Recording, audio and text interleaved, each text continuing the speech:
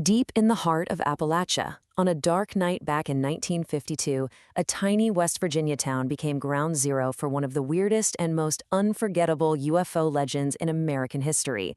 We're talking about the Flatwoods Monster. And it all kicks off with these just absolutely terrifying descriptions, like this one from Kathleen, who was right there. She said it had a head that looked like the ace of spades. I mean, what does that even look like? So to really get a grip on this legend, you have to go back to that one specific evening. Let's walk through what happened, moment by moment, on September 12th, 1952. The whole thing played out in just about an hour. It starts around 7 p.m.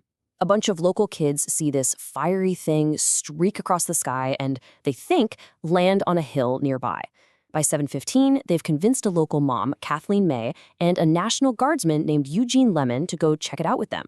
They get to the top of the hill at 7:45, and by 8 o'clock, they are running for their lives.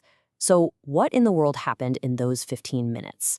The very first thing they saw, the thing that started this whole chain of events, was what the boys called a ball of fire that just blazed through the sky and seemed to crash on a local farm.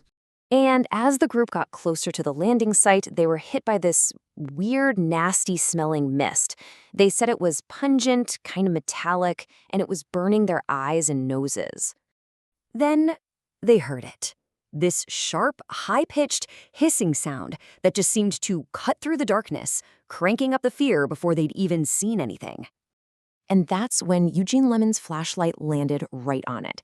The witnesses described this massive figure, almost 10 feet tall, with a glowing red face inside this bizarre spade-shaped hood. It had these little claw-like hands, and its eyes just beamed with a greenish-orange light. It was something straight out of a nightmare. Well, as you can imagine, the story absolutely exploded. It was in newspapers all over the country. But once the initial panic died down, the investigation really started. It was time to try and pull the facts out of the folklore. Look, the witnesses were clearly terrified of something. So the big question became, what did they really see on that hilltop? Pretty soon, investigators, including well-known skeptic Joe Nickel, started to zero in on a much more, down-to-earth explanation. And when you put things side by side, the pieces kind of start to click into place. That spade-like face, it perfectly matches the heart-shaped face of a barn owl. The claw-like hands, well, that could easily be its talons clutching a tree branch. And that hissing sound? That is a classic defensive sound for a scared owl. All of a sudden, the monster starts to look a whole lot like a spooked bird in the dark. And the other parts of the mystery start to fit too. That UFO, almost certainly a meteor that was seen across 3 different states that night. The pulsing red light, probably just a regular aircraft beacon. The weird mist, just some evening fog. And the smell was likely just amplified by the group's panic. And the creature itself? Yeah, it was most likely the silhouette of a big barn owl, warped by shadows and pure terror. So, case closed, right? A meteor and an owl. But that is not where the story ends. Not even close. The monster might have been explained away, but the legend was just getting started.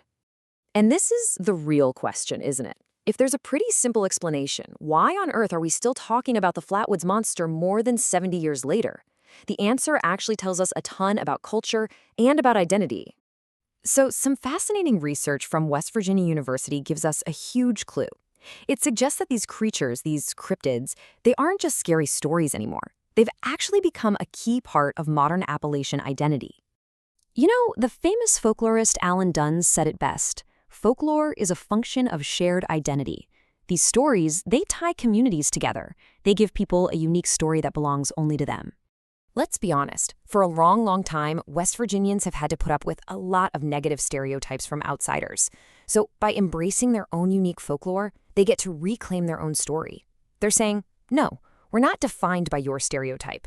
We're the home of mystery, of independence, of a culture that's totally our own. And this isn't just symbolic talk. This stuff has a real, tangible impact.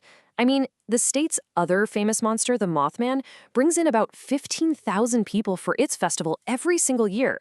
This folklore has actual economic and cultural muscle. The monster has been completely transformed. It's gone from this thing of terror to a beloved local mascot. You can find it in museums, at festivals, on t-shirts, stickers. They even have these giant decorative Braxi chairs for tourists to take pictures with. It has truly become a symbol of state pride. Bailey South's research over at WVU really just nails it. These cryptids are, quote, a folkloric means of state identity expression. It's how a community tells its own story on its own terms to the rest of the world. Which leaves us with this final thought.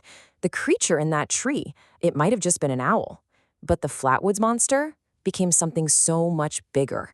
It became a story, an icon, a piece of a community's soul.